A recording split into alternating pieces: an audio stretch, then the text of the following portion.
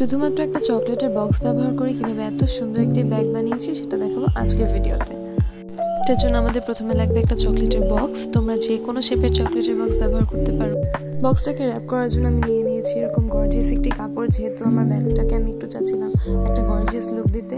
আমাদের লাগবে একটি গ্লু গান। বক্সটাকে র্যাপ করার জন্য আমরা কাপড়টাকে বক্সের শেপে কেটে নিব, আর কাপড়ের লেয়ারটাকে একটু মোটা বানানোর জন্য ভিতরে আরেকটি কাপড় দিয়ে গ্লু গান দিয়ে কাপড়টাকে স্টিক করে নেব। দুটো কাপড়কেও কিন্তু আগে একসাথে আটকে নিতে হবে, এরপর বক্সের ভিতরের দিকেও কাপড় দিয়ে একটা লেয়ার দিব যাতে বক্সের ভিতরটা একটু দেখতে সুন্দর লাগে।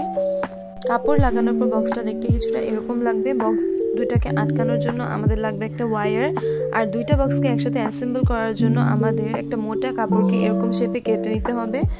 এরপর একটা চুড়ির সাথে ওয়্যারটাকে অ্যাটাচ করে নিতে হবে।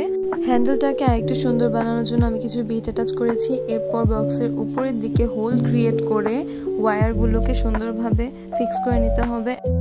And this is how it will look after finishing everything. If you guys like art and craft videos, you can follow my page and please subscribe to my YouTube channel as well. আজকের জন্য এতটুকুই। তোমাদের কাছে আজকের ভিডিওটি কেমন লেগেছে? Do let me know in the comment section below. Tata!